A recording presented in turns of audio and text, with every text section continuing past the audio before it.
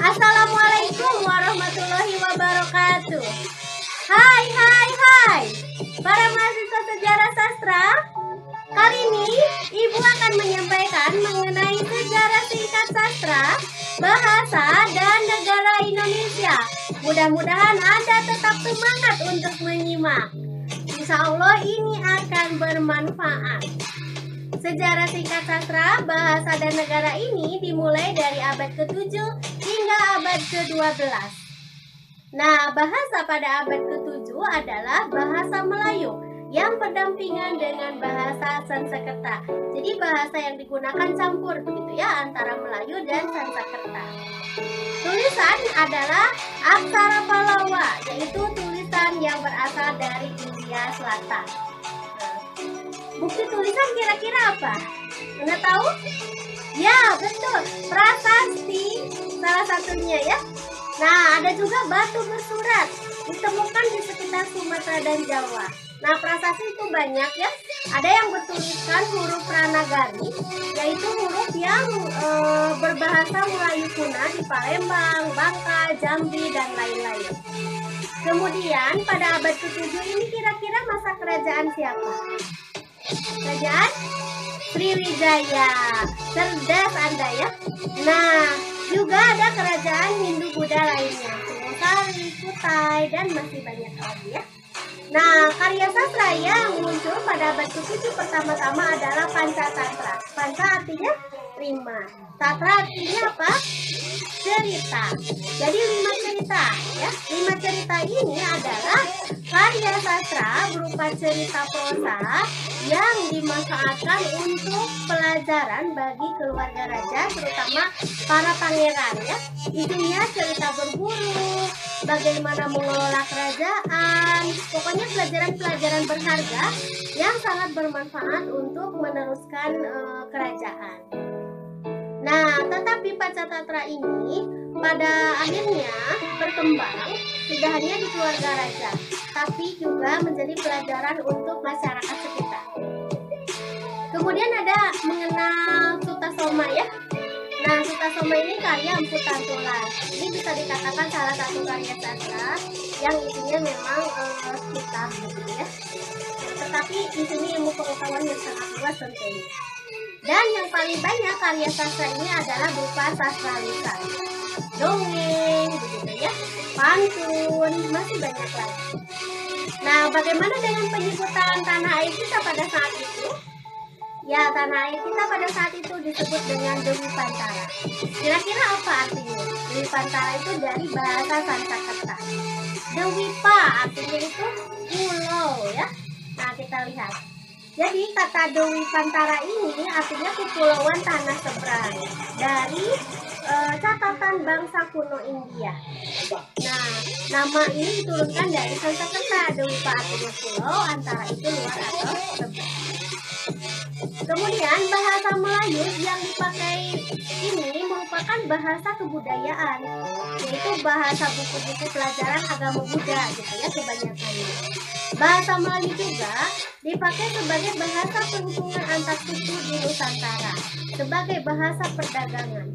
Jadi sebagai bahasa antar suku dan sebagai bahasa perdagangan ini digunakan sehari-hari begitu ya, oleh setiap pedagang yang datang dari luar Nusantara, entah itu dari Sunda, dari Jawa, begitu ya, dari manapun begitu ya. Semua menggunakan bahasa yang sama, bahasa Melayu, sehingga kita mengenal sebagai bahasa Lingua Franca begitu ya. Nah, Anda boleh membaca mengenai sejarah bahasa juga di laman Badan Bahasa Kemendikbud gitu ya. Silakan pelajari lagi. Kita lanjutkan. Perkembangan selanjutnya, bahasa Melayu masih tetap digunakan, tetapi tidak campur dengan Sanskerta lagi, yaitu pada abad ke-13 hingga abad ke-19. Nah, tulisan yang digunakan muncul tulisan Arab Melayu. Nah, ini ya, dikenal juga dengan istilah tulisan Jawi, yaitu aksara Arab yang berkolaborasi dengan bahasa Melayu dengan beberapa penyesuaian tambahan huruf gitu ya, dengan beberapa perubahan. Jadi ada campuran aksara Arab dan aksara Melayu. Nah, tentu saja dalam bahasa Melayu ada huruf-huruf yang dibutuhkan tapi tidak ada dalam huruf Arab, gitu ya. Nah, itu menjadi tambahannya. Contohnya ada penambahan aksara ca. Nah, dalam bahasa Arab kan tidak ada ca ya, yang ada ja. Nah, nga, kemudian pa. Dalam bahasa Arab yang ada fa, gitu ya, bukan pa. Nah, ga, kemudian ada lagi nya. Nah, itu beberapa tambahannya. Jadi aksara Arab ini bukan bahasa Arab, tetapi bahasa Melayu dengan menggunakan huruf Arab. Jadi misalnya menulis orang, huruf alif, huruf wawu, huruf ro, begitu ya, huruf nga, gitu nge. Tapi orang, gitu ya, bukan bahasa Arab, tapi bahasa Melayu. Nah, bukti tulisan pada abad 13-19 ini lebih banyak ditemukan berupa batu nisan. Misalnya batu nisan kerajaan Pasai, gitu ya, yang terletak di Minyak 7 atau di Aceh Utara di Pasai. Nah, ini tentu saja masa kerajaan Islam ya, terutama Kesultanan Pasai. Dan di sini memang masa masuknya agama Islam. Nah, karya sastra yang muncul berupa hikayat. Ada hikayat Raja-Raja Pasai misalnya, kemudian syair, kemudian Gurindam 12 ya. Nah, silakan Anda cari referensi mengenai Gurindam 12 ini. Syair-syair karya Raja Ali Haji begitu ya, itu banyak. Nah, penyebutan tempat pada abad ke-13 sampai 19 ini lebih dikenal dengan Kepulauan Jawa. Jadi baik Aceh, Sumatera, Jawa, semuanya tanah air kita ini adalah Pulau Jawa begitu ya. Bukan hanya Jawa saja gitu, termasuk Sumatera dan semuanya dari Sabang sampai Merauke, pokoknya semuanya disebut sebagai Kepulauan Jawa. Nah, ini terlihat dari bukti penyebutannya. Penyebutan bangsa Arab pada saat itu adalah Jazair Al-Jawi atau Kepulauan Jawa. Kemudian bukti lain, ada penyebutan istilah kemenyan ya, dalam bahasa Latin itu benji, dalam bahasa Arab itu disebut luban Jawi. Nah, mengapa menyebut kemenyan Jawa begitu ya, luban Jawi? Padahal para pedagang Arab memperoleh kemenyannya itu dari batang pohon sirak di Sumatera. Jadi yang ada hanya di Sumatera pohon itu, bukan di Jawa begitu ya. Tetapi mereka menyebutnya luban Jawi. Pada abad berikutnya adalah abad ke-17 sampai abad ke-20, tentang berikutnya ya. Bahasa yang digunakan masih bahasa Melayu karena bahasa ini menjadi bahasa lingua franca begitu ya, menjadi bahasa nasional pada saat itu gitu ya, dengan sendirinya, dengan arbitrernya begitu ya. Nah, tulisannya berkembang tidak lagi dengan tulisan Arab gitu ya, atau pegon begitu ya, ada yang menyebut Arab pegon, Arab Melayu. Nah, tetapi aksara Latin, mengapa? Karena ejaan Latin ini dibawa oleh bangsa Eropa. Jadi bangsa Eropa sudah datang ke negeri kita. Nah, ejaan Latin untuk bahasa Melayu mulai ditulis oleh tiga peta, yang selanjutnya oleh Development, Jasper Wilson, Bastianus Denzel, dan Johannes Roman. Nah, kemudian diresmikan ejaan Latin ini pada tahun 1901 ya. Ini sudah masuk awal abad 20. Nah, ditetapkan ejaan Panoptizen. Nah, ejaan Panoptizen itu contohnya penulisan buku itu BOEKOE gitu ya, jadi oe begitu ya. Maklum itu tanpa K. Kemudian adil itu menggunakan diakritik ain. Mulai, masalah, tidak, jadi tidak itu tidak menggunakan huruf K gitu ya. Kemudian pendek juga tidak menggunakan huruf K. Nah, kalau misalnya susu ditulisnya bagaimana? Soe ya, jadi seperti itu. Nah, sehingga banyak nama-nama yang lahir dalam ejaan dulu itu Soe ya, termasuk presiden kita pada masa Orde Lama yaitu Soekarno gitu ya, jadi dibaca Soekarno. Nah, bukti tulisan pada saat ini masih seputar hikayat, syair gitu, tetapi sudah dialih aksarakan ke dalam Latin dari aksara Arab Melayu. Kemudian di sini tentu saja yang muncul masa pemerintahan Belanda, ya, karena terjadi kedatangan bangsa Eropa ke sini. Selain Belanda, bangsa Eropa lainnya juga banyak yang datang, Inggris, Portugis, begitu ya, Jerman, begitu ya, Prancis, semua datang gitu ya ke negara kita. Nah, penyebutan tempat pada saat ini menjadi banyak karena termasuk juga tidak hanya dari Eropa, ternyata dari orang Tionghoa juga masuk begitu ke negeri kita ya. Nah, orang Tionghoa dalam catatan bahasa Tionghoa ini mereka menyebut tanah air kita itu Nanhai, artinya kepulauan Laut Selatan. Nah, kemudian ada istilah Kepulauan Hindia. Nah, ini adalah penyebutan dari orang Eropa sendiri. Orang Eropa itu menyebut kita Kepulauan Hindia atau Hindia Timur, gitu ya. Nah, bagi orang Eropa, daerah yang terbentang luas antara Persia dan Cina itu disebut semuanya Hindia, gitu ya. Kemudian Asia Selatan itu Hindia Muka bagi mereka, dan Asia Tenggara itu Hindia Belakang. Nah, kita itu termasuk ke dalam Hindia Belakang. Nah, ada penyebutan lain selain Hindia ya. Nah, yang paling resmi pada masa penjajahan Belanda, nama tanah kita adalah Hindia Belanda, Nederland Indie, begitu ya. Nah, kemudian Anda mengenal Edward Douwes Dekker ya? Ya, nama samarannya Multatuli kan? Nah, Multatuli ini menyebut nama khas Kepulauan Hindia itu dari bahasa Latin, yaitu Insulinde, atau ya dalam bahasa Latin Insulinde itu artinya sama Kepulauan Hindia, karena insula itu artinya pulau, Indi itu India, begitu ya. Jadi kalau saja Insulinde itu populer pada saat itu, mungkin sekarang nama negara kita adalah Insulinde dari bahasa Latin, tetapi tidak populer ya.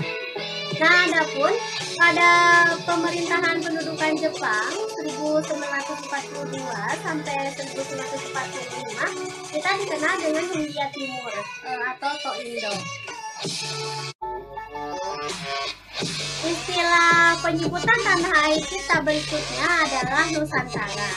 Nusantara ini populer pada tahun 1920-an dari Dr. Setiabudi ya. Siapakah Dr. Setiabudi itu?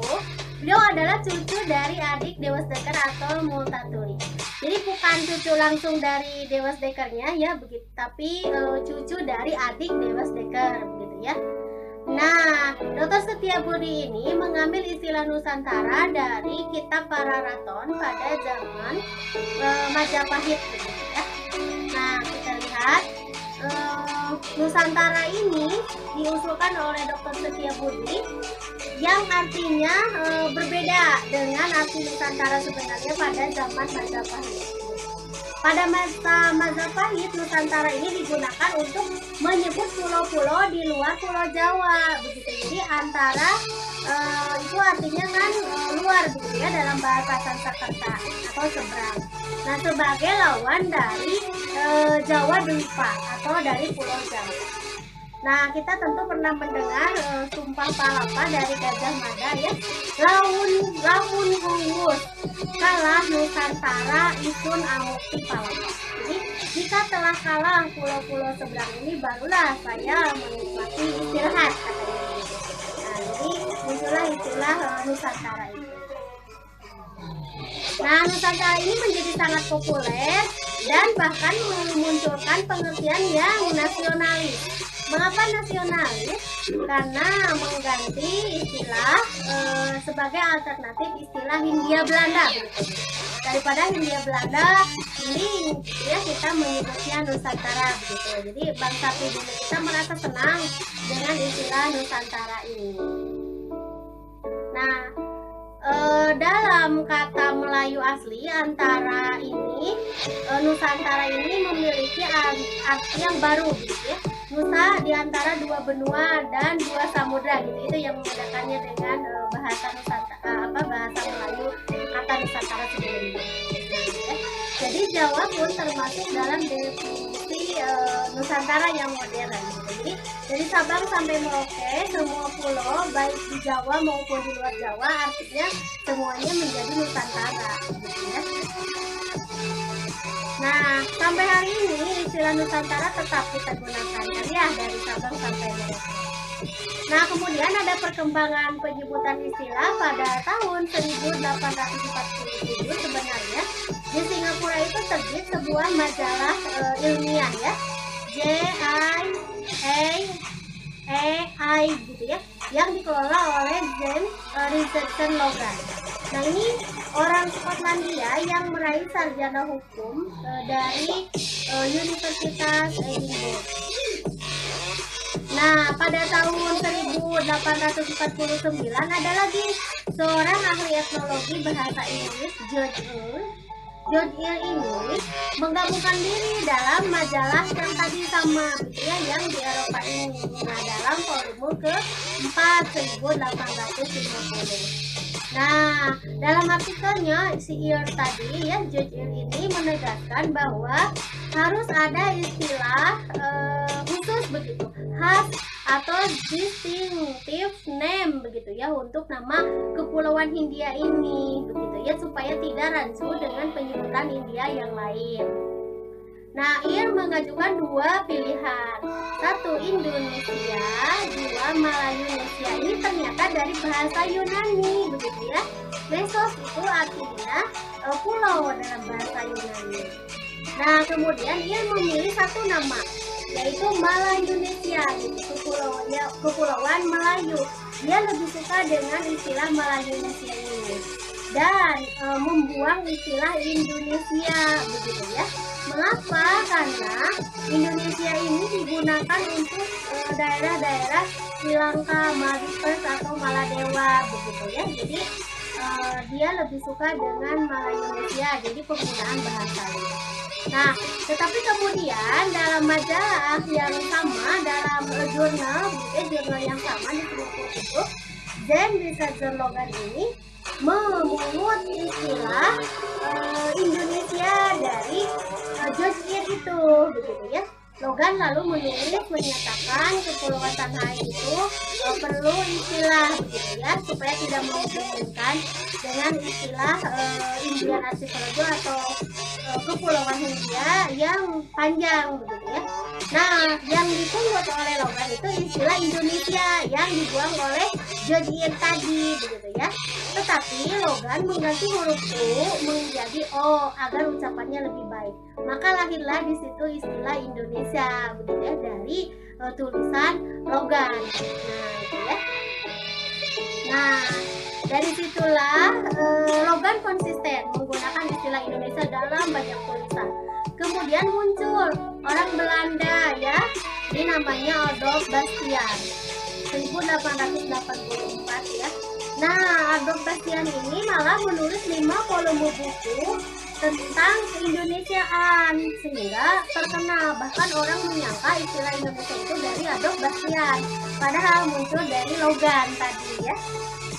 Nah, inilah tulisan-tulisan Indonesia itu didengar oleh banyak pihak, gitu, termasuk orang Indonesia yang berada di negara Belanda.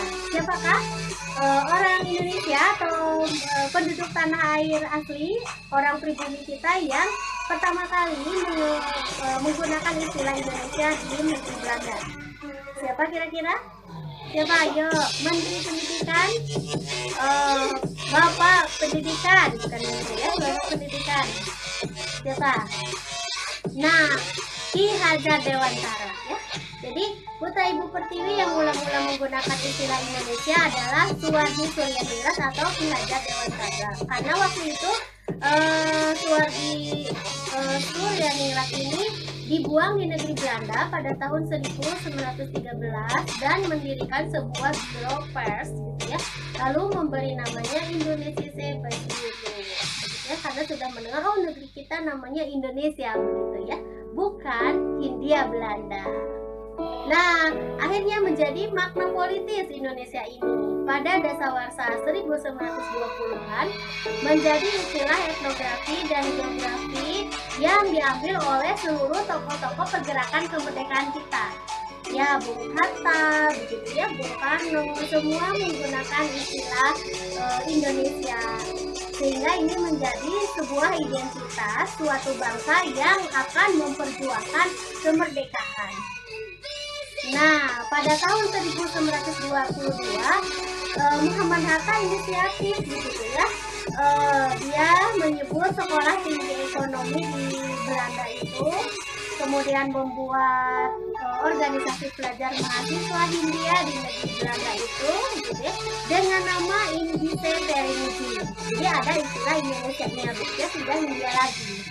Nah, kemudian menjadi Indonesia Vereniging gitu ya, atau Perhimpunan Indonesia. Nah, beliau menggunakan istilah Indonesia pada akhirnya. Kemudian ada majalah Hindia Putra, ganti namanya menjadi Indonesia Merdeka. Gitu ya. Kemudian Bung Hatta ada tulisannya negara Indonesia yang akan datang gitu ya, akan merdeka. Juga tidak India saja ya, sebab menimbulkan kecemburuan dengan India yang asli. Nah, bagi kami nama Indonesia menyatakan suatu tujuan politik katanya, karena melambangkan dan mencita-citakan suatu tanah air di masa depan. Dan untuk mewujudkan tiap orang Indonesia ini akan berusaha dengan segala tenaga dan kemampuannya. Nah, ini pidato Bung Karno muncul gitu ya, dengan istilah-istilah penyebutan tanah air Indonesia ini. Nah, ada pun dari Dr. Sutomo ya mendirikan Indonesia Study Club begitu ya pada tahun 1924. Pokoknya dari 1913 ini terus bergerak, nama-nama Indonesia muncul dalam organisasi, dalam apapun begitu ya, dalam perhimpunan dan sebagainya. Termasuk partai begitu ya. Nah, ada Partai Komunis Indonesia muncul di situ. Asalnya kan Komunis India, ini ganti menjadi Komunis Indonesia. Kemudian tahun 1925 ada yang disebut Nativi. Nah, itu beberapa organisasi ya, 3 organisasi yang menggunakan istilah nama Indonesia. Nah, akhirnya nama Indonesia dinobatkan sebagai nama tanah air, bangsa bahasa kita pada kerapatan Pemuda-Pemudi Indonesia tanggal 28 Oktober 1928 yang selalu kita sebut sebagai Sumpah Pemuda. Nah, pada bulan berikutnya, nah inilah istilah Indonesia ini ya baru disumpahkan, baru diakui gitu kan, mengaku dia tanah air satu, tanah air Indonesia begitu. Jadi baru diakui, belum resmi. Sehingga pada bulan Agustus 1939 ada 3 orang anggota Dewan Rakyat DPR kalau waktu itu ya, DPR pada zaman Belanda ini, yaitu ada Muhammad Husni Tamrin, Wiwoho Kubo Hadijojo, kemudian Sutarjo Karto Hadikusumo, mengajukan mosi kepada pemerintah Belanda agar nama Indonesia ini diresmikan sebagai pengganti nama Nederland Hindi gitu ya. Tetapi ya tentu saja Belanda itu menolak keras begitu ya, sehingga mosi ini ditolak mentah-mentah gitu ya. Nah, tapi itu usaha para pemuda Indonesia pada saat itu. Nah, sebetulnya pada tahun 1938 juga terjadi Kongres Bahasa sebetulnya, Kongres Bahasa yang pertama gitu ya, yang diadakan di Solo.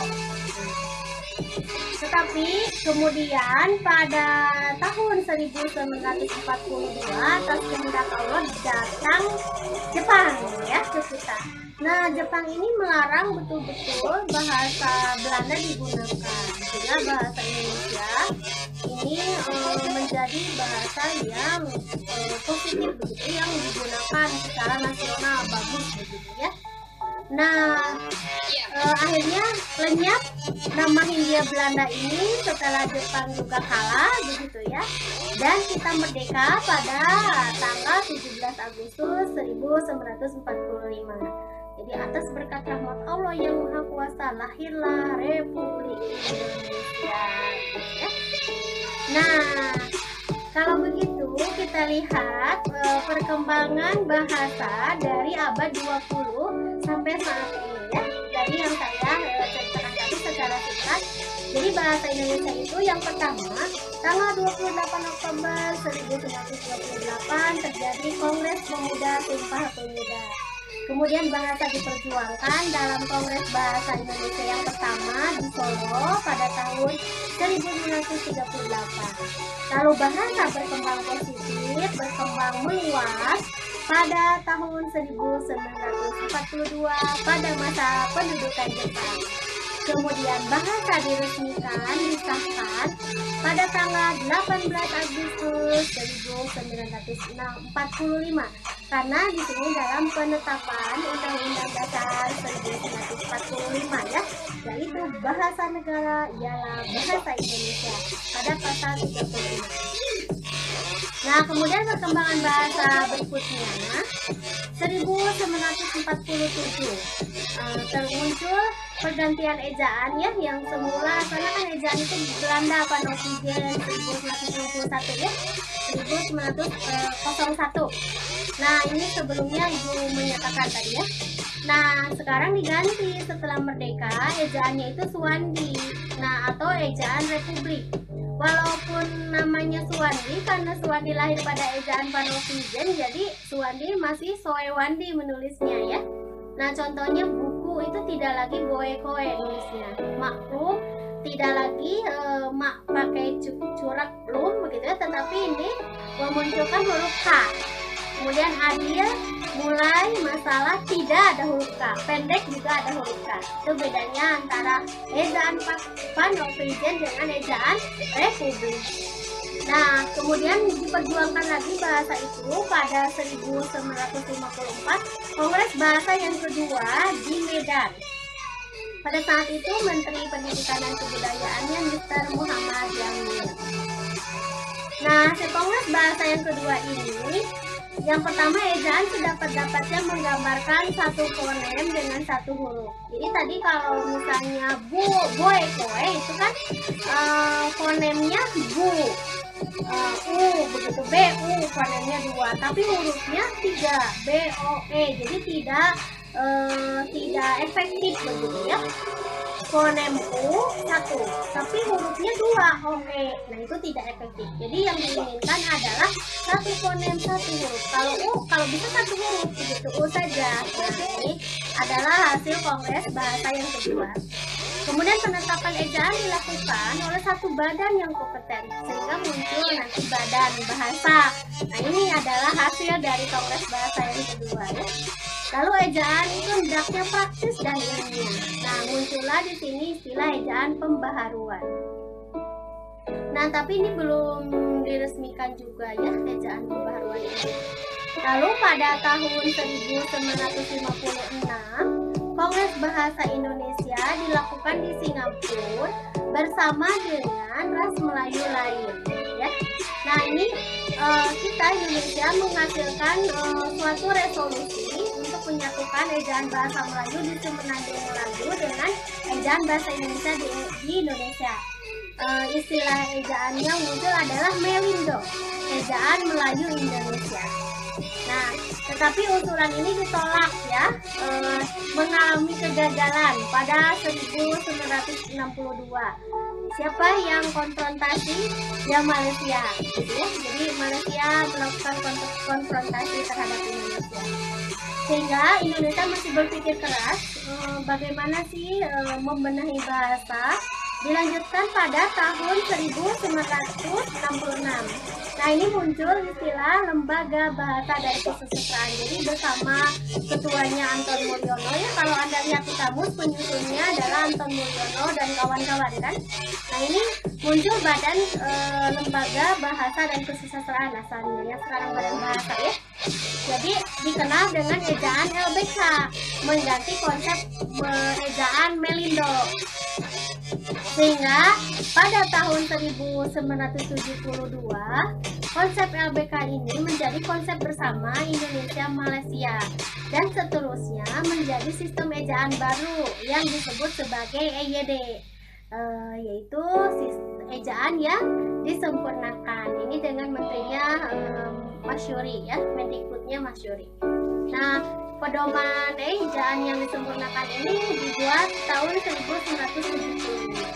Nah, sekarang pedoman yang kita gunakan adalah QEBI ya, Pedoman Umum Ejaan Bahasa Indonesia.